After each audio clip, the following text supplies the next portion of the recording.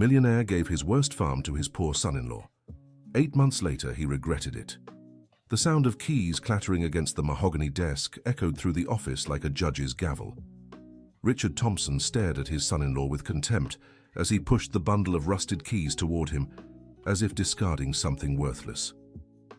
"There's your early inheritance, Jason," said the businessman, adjusting his designer glasses. "Oak Ridge Farm. Don't expect anything more from me after this." Jason Miller picked up the keys with steady hands, though his heart raced. At 32, the unemployed agronomist knew this wasn't generosity. It was a trap, disguised as a gift. Beside him, Jessica gripped his arm tightly, her eyes brimming with humiliation.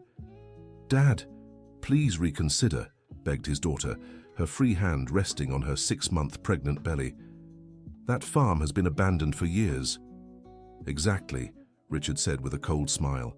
"I want to see if this husband you chose has the guts to prove he's worth something, or if he'll come running back for help like I expect." A heavy silence filled the room for long seconds. Jason looked at his wife, then at his father-in-law. His degree in agronomy from the State University had been paid for through great sacrifice by his mother, Mrs. Margaret, who worked as a seamstress. He knew land, he knew planting, but most of all, he knew the value of honest work. "I accept," he said simply, slipping the keys into the pocket of his worn-out pants. Richard raised his eyebrows, clearly expecting a different reaction. "You accept? You don't even know what you're agreeing to, boy. That property has 200 acres of barren land, a house in ruins and debts that'll eat up any profit for the next 5 years." "Even so, I accept," Jason repeated, helping Jessica up from the armchair. "Thank you for the opportunity, Mr. Thompson." The businessman was momentarily speechless as he watched the couple leave his office without another word. This wasn't how he had planned the conversation. He had expected pleading, apologies, maybe even a breakup. Instead, he was met with a quiet determination that unsettled him more than he cared to admit. 2 weeks later, Jason drove the borrowed car down the potholed dirt road leading to Oak Ridge Farm.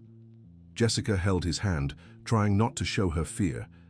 The pregnancy had been difficult, with constant nausea and weakness forcing her to rest often.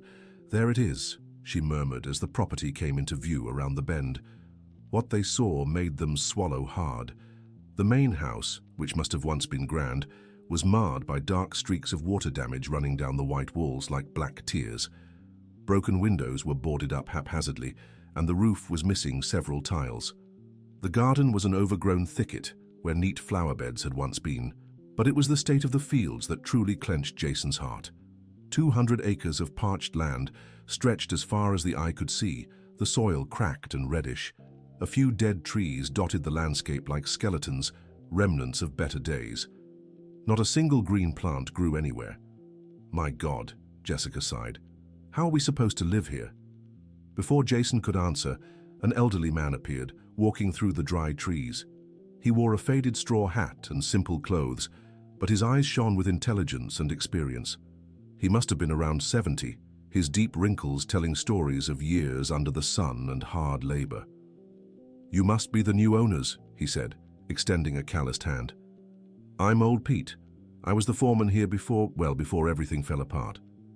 "Before everything fell apart." Jason shook the man's hand, noting the strength in his grip. "This farm used to be the most productive in the region, son. That was about 15 years ago. Old Pete, your father-in-law's dad, knew how to work the land. But when he passed and the farm went to Richard, things changed. Old Pete led them around the property as he told the story. Richard had never been interested in farming, preferring his city business. He hired managers who didn't understand the local soil and started using heavy pesticides without proper knowledge. The soil got contaminated little by little, the old man explained, picking up a handful of parched earth. The last managers tried to fix it with brute force, using even more chemicals. Result? They killed all the life in the land. Jessica held onto Jason's arm, feeling more and more discouraged. "And the workers?" "They all left 8 months ago when Richard stopped paying wages. I stayed because I live in a little house back there and have nowhere else to go. I take care of the last remaining animals and water the garden I managed to plant near the well." Dear listener, if you're enjoying the story, Don't forget to like and especially subscribe to the channel. It really helps us who are just starting out. Now, back to the story. Jason walked slowly through the fields, carefully observing the soil. His academic training had included courses on rehabilitating degraded land, but seeing this devastation in person was entirely different.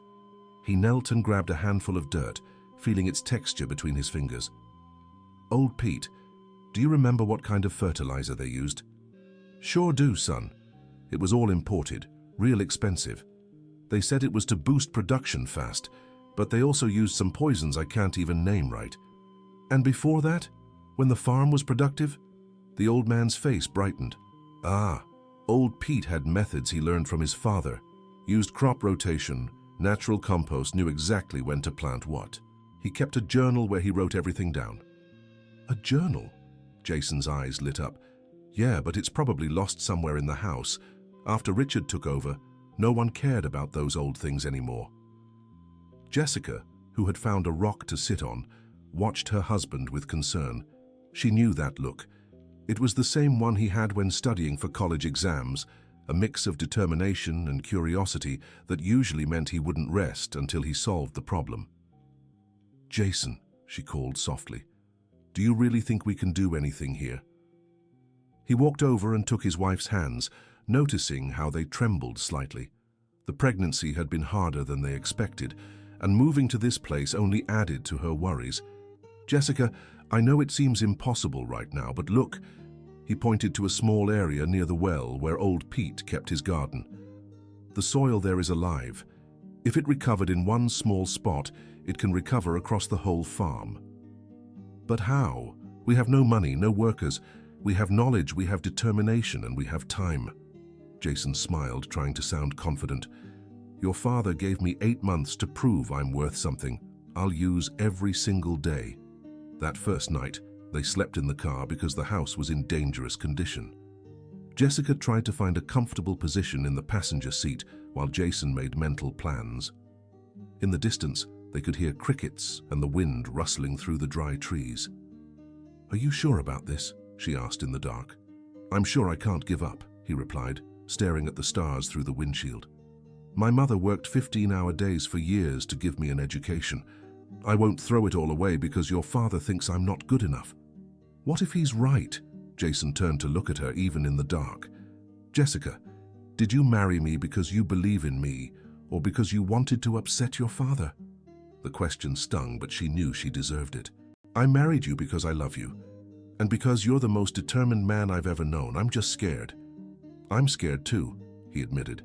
"But I'd rather try and fail than not try and regret it for the rest of my life." The next morning, they began cleaning the house. Old Pete showed up early, bringing coffee and bread he'd baked in his cottage, along with a surprise that made Jason's eyes light up. "Found this last night while going through my things," he said, handing over a notebook covered in worn leather. "It's old William's journal, thought it might be useful." Jason flipped through the yellowed pages with reverence. Inside were over 30 years of farming experience in the region. William had recorded not only what he planted and when, but also notes on the weather, soil behavior in different seasons, recipes for natural fertilizers, and even sketches of plants that grew wild in the area. "This is a treasure," Jason murmured, reading the careful notes. "Look here, Jessica. He wrote that this land has a special kind of clay that holds water better than other areas. That's why it was so productive." "And what happened then?" Old Pete answered, while helping clear debris from the porch. "The chemicals killed the microorganisms in the soil. It's like they killed all the life from the inside out." Over the following days, they settled into an intense routine.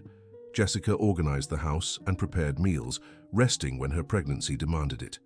Jason and Old Pete worked in the fields, starting with the area closest to the well where the soil still showed signs of life. The first step was basic soil analysis, using knowledge from college. Jason collected samples from different areas and studied them under a magnifying glass borrowed from the nearest town's health clinic. He discovered some areas were less contaminated than others. "Let's start here," he decided, marking off a 2-hectare plot. "If we can restore this part first, it'll give us a foundation to recover the rest." Following the notes in William's journal, They began preparing natural compost using organic waste and manure they got from a neighboring farmer in exchange for labor. It was slow, hard work, but Jason saw every small improvement as a victory. One morning, while making coffee, Jessica felt a sharp pain in her abdomen. She tried to hide it, but Jason noticed immediately. "What's wrong?" "Nothing, just a twinge," she forced a smile. "Jessica, you need to see a doctor. This pregnancy has been too hard on you. We can't afford a private doctor, and the health clinic is 40 kilometers away." "Then we're going to the clinic." The bumpy road was torture for Jessica. Every jolt made her groan in pain, and Jason drove as carefully as he could, torn between urgency and fear of making things worse. At the clinic, a young, competent doctor examined Jessica carefully. The diagnosis was concerning. Her blood pressure was high, and there were signs the baby wasn't developing as expected. She needed complete rest and regular checkups. "Doctor, does she need to be hospitalized?" Jason asked, fighting panic. "Not yet, but she must rest completely. No exertion, no stress, and she needs to come back every week for monitoring." The drive home was silent. Jason processed the news as he drove. How could he take care of the farm and Jessica at the same time? How would they afford weekly visits? What if something happened to the baby? "Jason," Jessica broke the silence. "Maybe my father was right. Maybe we should give up." "No," he said firmly. "We'll find a way. We always do." Back at the farm, old Pete immediately sensed something was wrong. When he learned of the situation, the elderly man offered to help even more than he already was. "Son, I raised 4 children here. I know how to care for a pregnant woman. Mrs. Jessica can rest easy knowing I'll help look after her. Old Pete, I can't pay you for your work. Who said anything about payment?" The old man smiled. "It's been years since I've seen someone with the will to make this land productive again. That's payment enough for me." With Jessica resting and old Pete helping care for her, Jason doubled down on his work in the fields. He rose before dawn and didn't stop until it was completely dark. Following the guidance from William's journal, he began planting cover crops to help restore the soil. The first few weeks were discouraging. Many seeds didn't even sprout in the parched earth. Others grew weak and died quickly. But Jason persisted, replanting, watering with buckets hauled from the well, tending to each seedling as if it were a baby. One afternoon, while checking an area he'd planted 3 weeks earlier, he had his first big breakthrough. Tiny green shoots were beginning to appear everywhere. There weren't many, but they were unmistakable signs of life. "Jessica! Old Pete!" he shouted, running to the house. "Come see." Jessica leaned on the old man's arm as she walked slowly to the field. When she saw the first green sprouts amid the red earth, she began to cry. "It's working," she whispered. "It's really working." "It's just the beginning," Jason said, carefully embracing his wife. "But it's a start." Dear listener, if you're enjoying the story, take a moment to like and especially subscribe to the channel. It helps us a lot as we're just starting out. Now, continuing. News of the first successes at Oak Ridge Farm reached Richard Thompson through his youngest daughter, Emily. The 19-year-old had always been more rebellious than Jessica and kept in touch with her sister against their father's wishes. "Dad, you should see what Jason's doing at the farm," she said during dinner at the Thompson mansion. "I don't want to hear about that young man," Richard cut her off, focusing on his plate. "But Dad, he got plants to grow in that land everyone said was ruined." "Nonsense. That land's been poisoned for years. I sent experts there myself who said it was impossible to restore." Emily persisted, showing photos Jessica had sent via phone. Richard took a quick glance and dismissed them with a wave. "Just some weeds. It doesn't mean anything." But the truth was, the images unsettled him more than he cared to admit. He'd expected his son-in-law to return in a few weeks begging for help, humbled and admitting he was wrong. Instead, it seemed the young man was actually making something of that devastated land. Meanwhile, at the farm, the work remained intense. Jason had realized their savings were dwindling fast. The money they'd set aside for the first few months barely covered Jessica's medical expenses and basic food costs. One morning, he found old Pete talking to a woman at the farm gate. It was Mrs. Shirley, a neighbor who lived a few miles away and ran a small property where she raised chickens and grew vegetables to sell in town. "Mr. Jason," old Pete called, "Mrs. Shirley wants to speak with you." The woman, around 50, had a straightforward gaze and a no-nonsense demeanor that inspired instant trust. "Young man, I've been hearing about what you're doing here. They say you've managed to grow plants in Williamsland. I'm trying, Mrs. Shirley. It's a slow process. Well, I have a proposal for you. I need vegetables to sell at the town market, but my land is small. If you can grow them, I'll buy everything and even help you sell at the market. I've known the customers for years." Jason felt a flicker of hope. "You'd really buy without knowing if it'll work out?" "Son, I've known this land since I was a child. If anyone can make it produce again, it'll be something special. And from what I saw at the entrance, you've got the right touch." The agreement was simple. Jason would grow vegetables in a small, already recovered area, and Mrs. Shirley committed to buying all the produce at market price. It wasn't much money, but enough to cover the family's basic needs. The following weeks were even more intense. Jason divided the recovered land into neat beds, planting lettuce, tomatoes, carrots, and other vegetables that thrived in the region. Following the notes in William's journal, he used only organic fertilizers and natural pest control methods. Jessica watched from the partially repaired porch. Her pregnancy was more stable now, but she still needed plenty of rest. Seeing her husband work tirelessly filled her with both pride and worry. "He's going to work himself to death," she remarked to old Pete one afternoon. "No, ma'am, he's doing what he loves. I've met many folks in my time, and I can tell your husband has the gift. Not everyone can talk to the land the way he does." One morning, as Jason checked the beds, he heard a car approaching, an unfamiliar white sedan that looked official. His heart raced, fearing it might be someone collecting the farm's old debts. A well-dressed, middle-aged man stepped out, his keen eyes betraying his agricultural knowledge. He introduced himself as Professor Robert Wilson, coordinator of the agronomy program at the State University where Jason had studied. "Jason Miller, you were my student a few years back." "Professor Robert?" Jason was genuinely surprised. "What brings you here?" "I heard from colleagues you were trying to restore William Thompson's old farm. I wanted to see for myself." Jason led the professor through the beds, explaining the techniques he'd used based on the former owner's journal. Professor Robert examined everything carefully, asking technical questions and taking notes. "Impressive," he murmured, crouching to inspect the soil. "You've reversed contamination I thought was irreversible." "It's still very little, Professor. I've got 200 acres and only recovered 2 so far." "But you did it. That's what matters. Jason, I'd like to propose a partnership." The professor explained the university was developing a research project on restoring degraded soil. They needed a test site, and Oak Ridge Farm would be perfect. In return, they'd offer free technical guidance and some resources to speed up the process. "It's not much money," he admitted, "but enough for seeds and basic equipment. You'd also have access to the university labs for soil analysis." To Jason, it felt like winning the lottery, not just for the support, but for the validation that he was on the right path. Someone respected in academia believed in his work. 2 weeks later, the first university students arrived, eager young interns and researchers. With the extra help, progress sped up considerably.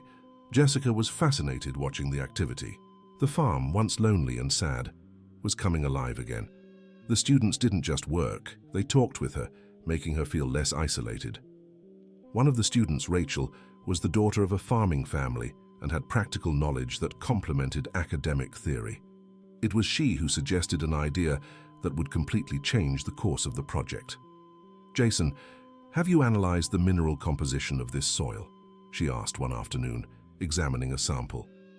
"I did basic tests, but nothing too in-depth. Why?" "Well, my father always said the soil in some nearby areas has a special composition. It would be interesting to run a full analysis at the university lab." Professor Robert Wilson immediately approved the idea. They collected samples from different points on the farm and sent them for a complete analysis. The results came back 2 weeks later and left everyone stunned. The soil at Oak Ridge Farm contained an extraordinary concentration of rare minerals highly valued in organic farming. Specifically, there were elevated levels of selenium, and other micronutrients that made any produce grown there far more nutritious than average. "Jason," said Professor Robert, holding the test results, "this land is literally a goldmine for premium agriculture. Crops grown here could be sold as superfoods." Superfoods?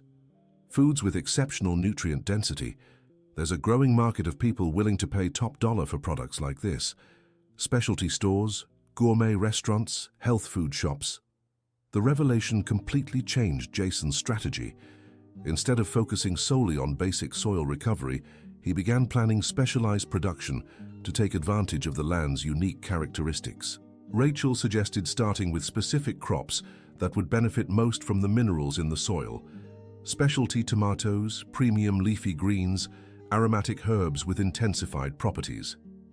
Dear listener, if you're enjoying the story, don't forget to like and especially subscribe to the channel. It helps us newcomers a lot. Now back to the story. While the farm project gained momentum, Richard Thompson began receiving troubling information. First, it came from Emily, who couldn't contain her excitement about her sister and brother-in-law's progress. "Dad, did you know professors from the university are studying Jason's farm?" she mentioned during lunch. "Which university?" Richard couldn't hide his interest. "The State University. Seems they're running some kind of scientific project there. Jessica sent me photos of students working in the fields." Richard dismissed the conversation with a wave, but that afternoon he called some of his academic contacts. The information he received genuinely surprised him. Professor Robert Wilson was a respected authority in his field and wouldn't waste time on irrelevant projects. A few days later, his longtime neighbor and friend, George Anderson, owner of the farm adjacent to Oak Ridge, brought even more unsettling news. "Richard, have you seen what's happening on your old farm?" George asked during a meeting at the town club. "What do you mean?" "Boy, there's a crop there that's leaving everyone speechless. Vegetables so beautiful I've never seen the like. And the university folks are testing everything." Richard tried to keep his composure, but felt his irritation growing. "George, that land was ruined. I sent the best experts to analyze it." "Well, seems your son-in-law knows his stuff. Just yesterday, I saw him talking to folks from the premium market in the capital. They say they want to buy everything he produces." That piece of information made Richard lose his composure entirely. Premium market meant high prices, substantial profits. If it were true, Jason hadn't just recovered the farm. He was about to turn it into a profitable business. That night, Richard could barely sleep. Lying in bed at his mansion, staring at the ornate ceiling, he couldn't stop thinking about the possibility that he'd made a terrible mistake. That farm had belonged to his father, who always said it was the most special land in the region. But Richard had never paid attention to the old man's superstitions. Now he wondered if he'd thrown away something valuable just to humiliate his son-in-law. Meanwhile, at Oak Ridge Farm, the first fruits of their labor were literally beginning to show. The first harvest from the experimental plots was ready, and the results exceeded all expectations. The tomatoes were larger and more flavorful than any Jason had ever seen. The leafy greens had an intense color and concentrated taste. When Professor Robert Wilson took samples for nutritional analysis, they discovered the vitamin and mineral levels were 40% higher than conventional produce. "Jason, this is extraordinary," the professor said, showing him the results. "With these nutritional levels, you could charge premium prices." Mrs. Shirley was the first to test the market. She took samples to her regular customers at the farmer's market, and the reaction was immediate. People noticed the difference in flavor and texture right away. "Mr. Jason," she said excitedly the following week, "I have a list of customers who want to reserve everything you can produce, and there's a chef from a restaurant in the city who wants to talk to you." The chef in question was Michael Reynolds, owner of an upscale organic restaurant catering to the city's elite. He'd heard about Oak Ridge Farm's produce through culinary contacts. Michael came to the farm himself one Saturday morning. A man in his 40s, he was passionate about exceptional quality ingredients. When he tasted Jason's tomatoes and greens, his reaction was instant. "Man, this is sensational," he said, chewing a lettuce leaf with his eyes closed. "The flavor is clean, intense. I can tell the soil is special." "The soil has a unique mineral composition," Jason explained. still a little shy under the chef's enthusiasm. "Listen, I want to sign an exclusive supply contract with you. I'll pay 300% above market price for produce of this quality." Jessica, who was sitting in a chair brought out to the field, squeezed her husband's hand tightly. 300% above market price meant they wouldn't just survive, they'd thrive. "There's one condition," Michael continued.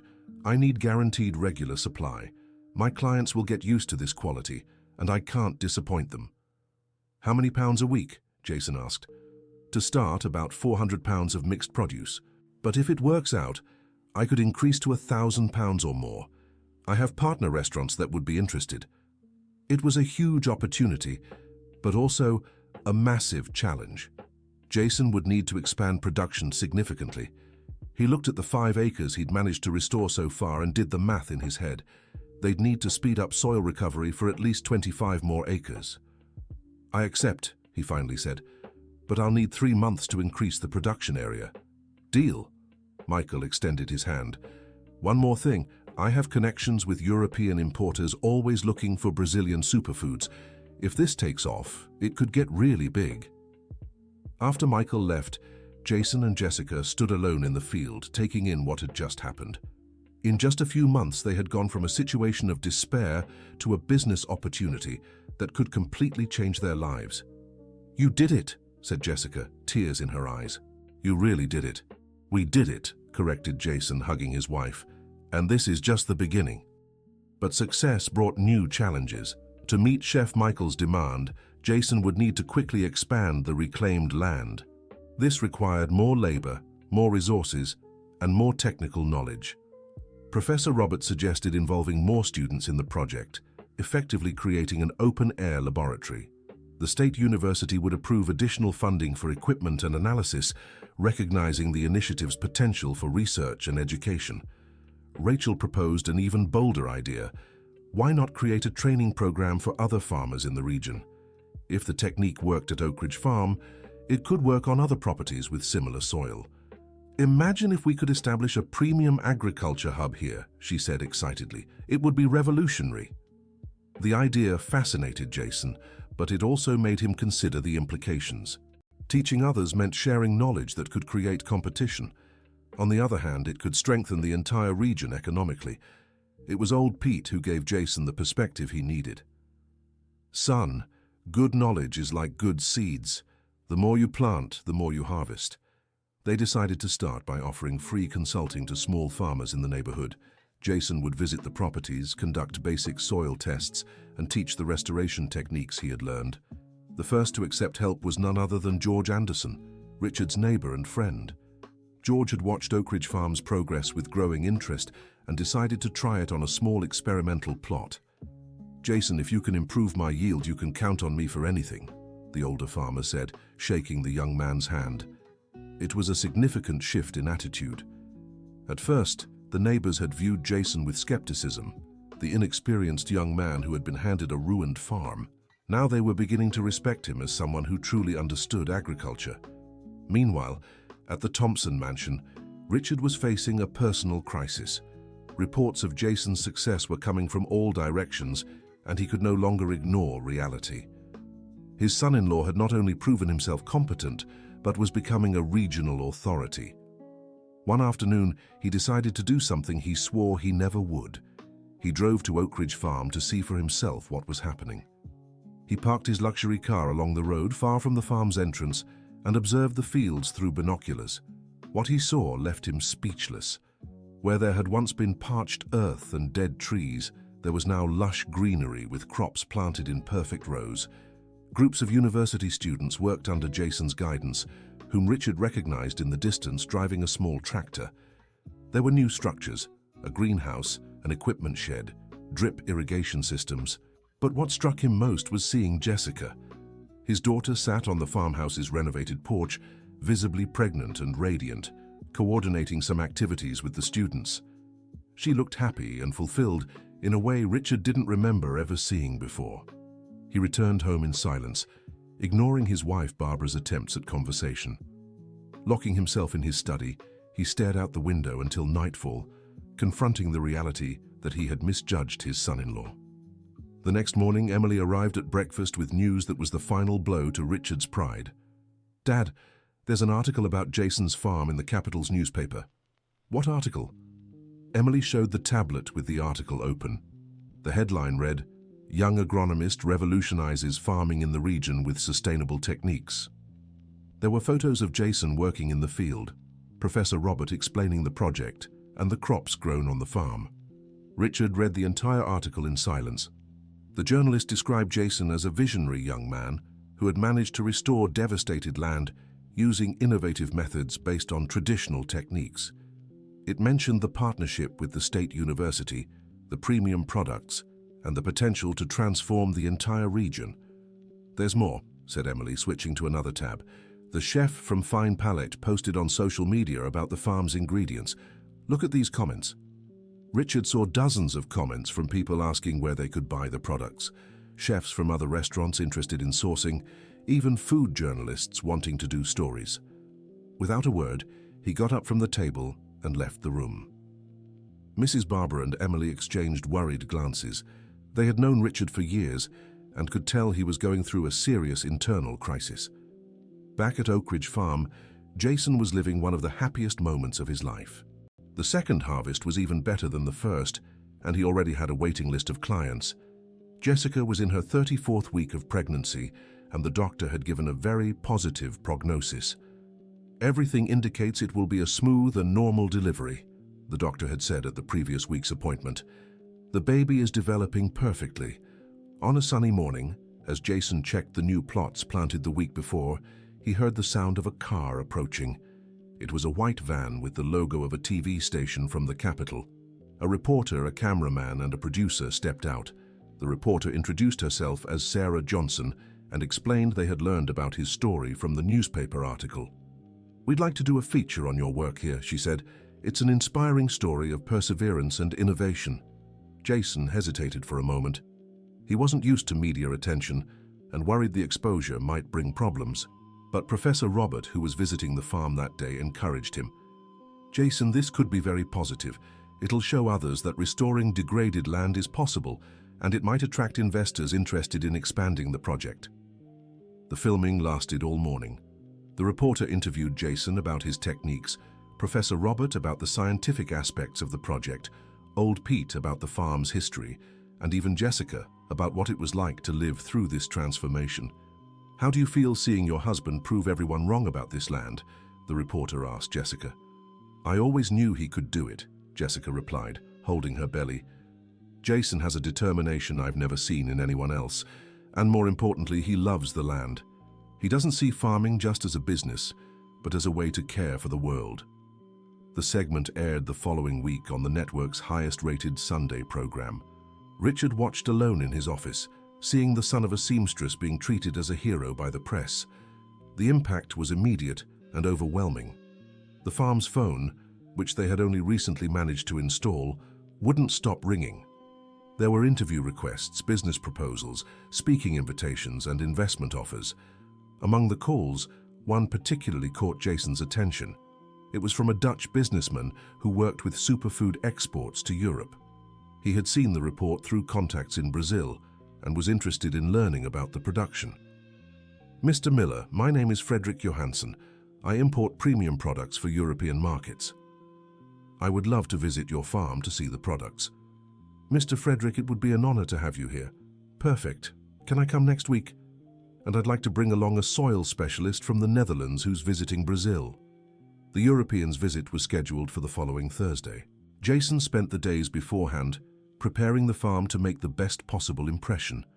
With the students' help, they gathered samples of the finest products and organized a presentation on the techniques they used. Frederick Johansson arrived accompanied by Dr. Lars Andersson, an internationally renowned soil expert. Both were impressed from the moment they saw the transformation of the fields. "Incredible," Dr. Andersson murmured in English, examining the soil. "How did you manage to reverse such severe degradation?" Professor Robert Wilson translated the question, and Jason patiently explained the entire process, from discovering William's journal to the modern techniques he had implemented. The Europeans tasted all the products and conducted their own analyses using portable equipment they had brought. The results confirmed what they already knew. Those foods had exceptional qualities. "Mr. Miller," Frederick said after several hours of evaluation, "I'd like to propose an export contract. We can take all your current production, and there's a market for at least 5 times more." 5 times more?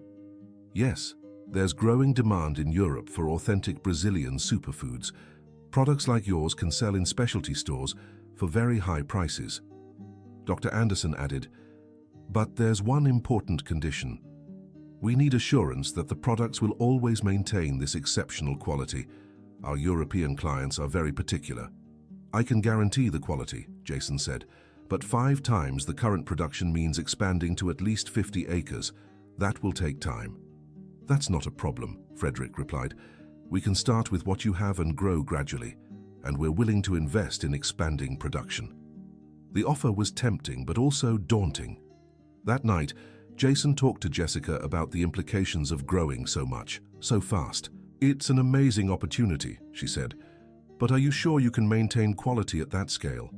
"I don't know," Jason admitted, "but Professor Wilson thinks it's possible if we do it gradually and carefully, and with the Europeans' investment, we could hire more people and buy better equipment." "And the baby?" Jessica placed a hand on her belly. "With all this going on, how will we manage?" It was a valid concern. The baby would arrive in just a few weeks, and they'd need time to adjust to their new family routine. Jason decided to propose a gradual timeline to the Europeans, allowing them to balance business growth with family needs. Frederick and Dr. Anderson agreed to the phased approach and signed an initial contract for £200 of assorted products per month, with expansion clauses as production capacity increased. The contract signing marked a milestone in Oak Ridge Farm's history. In less than 8 months, Jason had turned a devastated property into an agricultural business with international contracts. But it wasn't all smooth sailing. Success brought new challenges and responsibilities. Jason had to learn about export regulations, international certifications, and complex logistics. Professor Wilson connected him with experts in foreign trade and farm management. One of the European buyers' requirements was official organic certification. That meant undergoing audits by certifying bodies and complying with a series of strict protocols. The process was expensive and bureaucratic, but necessary to access premium markets.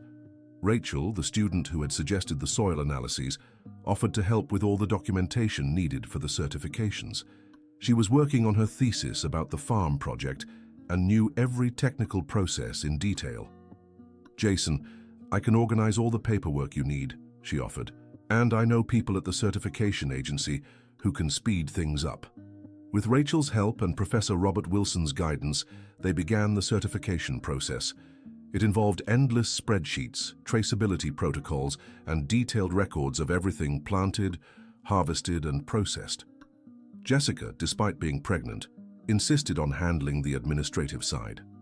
She set up a makeshift office in a room of the renovated house and took charge of all the documentation and client communications. "I need to feel useful," she explained when Jason suggested she rest more, "and I love organizing papers. It's relaxing for me." One morning, while working in the farthest fields from the house, Jason spotted a familiar car parked at the farm entrance.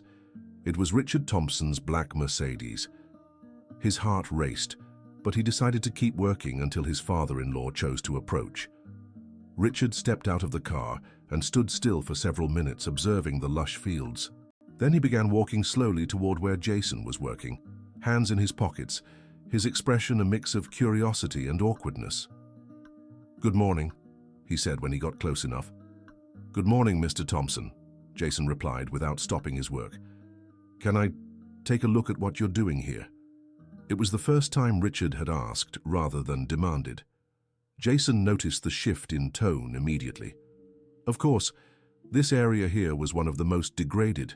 It took me 4 months to get anything to grow." Richard listened quietly as Jason explained the soil recovery process, composting techniques, and efficient irrigation systems.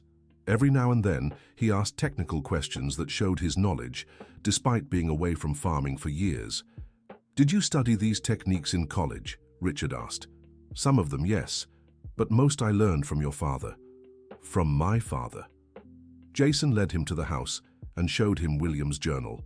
Richard held the notebook with reverence, immediately recognizing his father's careful handwriting. "I didn't even know this still existed," he murmured, flipping through the pages. "Old Pete kept it all these years. Without these notes, I never would have understood the specific characteristics of this land." Richard read silently, seeing notes about techniques he vaguely remembered his father mentioning when he was a child. Back then, he had dismissed them as outdated and unscientific. "My father always said this land was special," he finally said. "I never believed him. He was right. The mineral composition of the soil is unique in the region. That's why the crops grown here are of such superior quality." Richard closed the journal and looked directly at his son-in-law for the first time since arriving. "Jason, I owe you an apology." "Mr. Thompson, no, let me speak. I misjudged you from day one. I thought you were just another aimless young man trying to take advantage of my daughter. I was completely wrong." Jason stopped working and gave his father-in-law his full attention. It was a moment he hadn't expected to come so soon, if ever. "I saw the news report on TV," Richard continued. "I heard how you talk about the land, about farming. I saw the respect the state university professors have for you, and most of all, I saw how happy my daughter is. Jessica has always been happy, Mr. Thompson.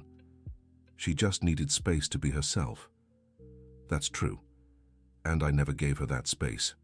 Or you." Richard hesitated for a moment before continuing. "Jason, I'd like to be involved in the farm project." "Involved how?" "I don't know yet. Maybe by investing, maybe helping with business contacts, maybe just learning. But I want to be part of what you're building here." It was a complete change in attitude that caught Jason off guard. He glanced at the house where Jessica had appeared on the porch, clearly curious about her father's presence. "Mr. Thompson, I need to talk to Jessica about this. She suffered a lot from the rejection you both faced." "I know, and I'll spend the rest of my life trying to make up for it." Richard looked toward his daughter and waved timidly. Jessica waved back but kept her distance. "How about we start slow?" Jason suggested. "You could join us for lunch on Sunday. No business, just family." Richard nodded, visibly moved. It would be an honor. After his father-in-law left, Jason walked up to the porch where Jessica waited with a mix of curiosity and apprehension. What did my father want? To apologize and to offer his help with the project. Help how? "We're not sure yet, but he seems genuinely remorseful, Jessica, and he admitted he was wrong about us." Jessica stayed silent for several minutes, processing the information. Her relationship with her father had always been complicated, but in recent months the distance had grown absolute. "Do you think he's being sincere?" "I do. I saw it in his face, Jessica. It wasn't pride talking. It was a man who realized he made a mistake. And you want to accept his help? I want you to decide. It's your family, and you're the one who suffered the most in all this." Jessica placed her hands on her belly, feeling the baby move. "Our son should know his grandfather, and maybe this is a chance to fix things between us. So you're okay with him coming for lunch on Sunday?" "I am. But on one condition, no business talk during this first meeting, just family." Sunday arrived with a tense but hopeful atmosphere. Richard showed up promptly at noon, bringing flowers for Jessica and homemade sweets made by Mrs. Barbara, who had insisted on contributing to the reconciliation. Lunch was prepared by Old Pete, who had made sure to cook Old William's favorite dish, country-style chicken with okra and cornmeal. Richard remarked, moved, that he hadn't eaten that dish since childhood.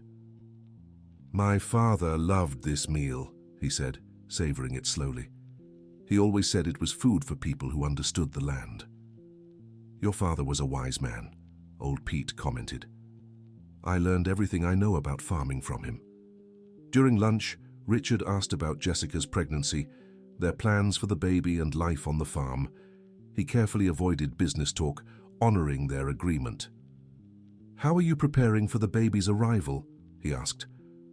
"We're finishing up his room," Jessica replied. Jason turned one of the rooms into a beautiful nursery. "And have you picked a name?" "If it's a boy, he'll be named William," said Jason. "After your father." Richard stopped eating and looked at his son-in-law with teary eyes. "You'd really do that?" "Your father left an incredible legacy on this land," Jason explained. "Without the knowledge he recorded in his journal, I'd never have accomplished anything. It's only right the name stays in the family." "And if it's a girl?" Richard asked, trying to steady his voice. "Margaret," said Jessica. "It was my grandmother's name. My mother." Richard smiled through his tears. "She would have been so happy." The rest of lunch passed in a spirit of genuine reconciliation. Richard shared childhood stories about Jessica that Jason had never heard, and she recalled happy moments with her father that had been overshadowed by recent conflicts. When they said goodbye that evening, Richard hugged his daughter for the first time in months and extended his hand to Jason with genuine respect. "Thank you for giving me a second chance," he said. "That's what family is, Dad," Jessica replied. "There's always a second chance." In the following days, Richard began visiting the farm regularly, not to interfere with the work, but to learn and help wherever needed. He brought business contacts that could be useful, offered administrative knowledge Jason lacked, and most importantly, showed a sincere interest in understanding sustainable farming. One morning, he arrived with a concrete proposal. "Jason, I'd like to formally invest in the farm project, not as a majority partner, but as an investor who believes in what you're doing." "What kind of investment?" "Capital to speed up expansion, build proper infrastructure, and hire skilled workers. In return, I'd like a small share of the profits and the chance to learn everything about sustainable agriculture." That night, Jason discussed the proposal with Jessica. It was an opportunity to grow faster, but it also meant officially involving Richard in the business. "What do you think?" Jason asked. "I think it could be good for everyone. My father has management experience we don't, and his money could help us expand without relying so much on loans." "Are you sure? Once he becomes a partner, it'll be harder to change things later." "I'm sure, but I want everything documented formally with lawyers and clear contracts, no family agreements that could cause problems down the road." The partnership agreement was drafted by agribusiness lawyers. Richard became a minority partner with 30% of the company, investing a substantial amount for infrastructure expansion and hiring skilled personnel. One of their first hires was an agronomist specializing in organic farming to help Jason with expansion planning. They also brought in a manager to handle commercial and financial matters, allowing Jason to focus on production. With Richard's investment, they built a processing and packaging facility meeting all export standards. They installed modern irrigation systems across larger areas and bought equipment that significantly sped up fieldwork. 3 weeks after the partnership was formalized, Jessica went into labor. The birth of William Miller Thompson was smooth and quick, to everyone's relief. Richard waited anxiously in the hospital like any grandfather would when Jason appeared with the baby in his arms. "Mr. Thompson, would you like to meet your grandson, William?" Richard held the baby carefully, studying the tiny features that already showed family resemblance. "He's perfect," he whispered. "My father would have been so proud." In the following months, as Jessica recovered and adjusted to motherhood, the farm project continued to grow. The first 50-acre section was fully restored and producing beyond all expectations. International contracts multiplied. Beyond the Dutch, offers came from German, French, and even Japanese importers. The name Oak Ridge Farm began gaining recognition in specialized markets worldwide. Professor Robert Wilson published a scientific paper on the project, which was reprinted in international journals. The farm became a case study in soil recovery and sustainable agriculture. One morning, 8 months after William was born, Jason was working in the field when he saw Richard approaching with a serious expression. "Jason, I need to talk to you about something important." "What is it?" "Yesterday, I got a call from an international consortium of investors. They want to buy the farm for an absurd amount of money." Jason stopped working and gave his father-in-law his full attention. "How much?" 50 million reais. The amount was truly outrageous. 8 months earlier, that same land hadn't been worth even 10% of that. Richard waited for his son-in-law's reaction, ready for any response. "And what did you tell them?" "That the decision isn't mine. It's yours and Jessica's. But I wanted to hear your thoughts before presenting the offer to her." Jason looked around, taking in the lush fields he had helped cultivate, the workers they had hired who depended on the farm to support their families, and the state university students still conducting research there. "Mr. Richard, 8 months ago you handed me the keys to this farm expecting me to fail. Today it's worth 50 million, but the real value isn't in the money." "What value is that?"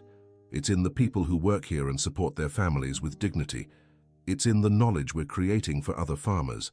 It's in proving that degraded land can be restored to produce healthy food." Richard nodded in understanding. "So you don't want to sell?" "No. I want to expand even further. I want to turn this entire region into a hub for sustainable agriculture. I want your father's name, William, to be remembered not just for a farm, but for revolutionizing how we treat the land." "What if the investors raise their offer?" "Even if they offer 100 million, the answer will be no. Some things aren't for sale, Mr. Richard. Legacy is one of them." Richard smiled with genuine pride. "My father always said the land doesn't belong to us. We belong to the land." Now I understand what he meant.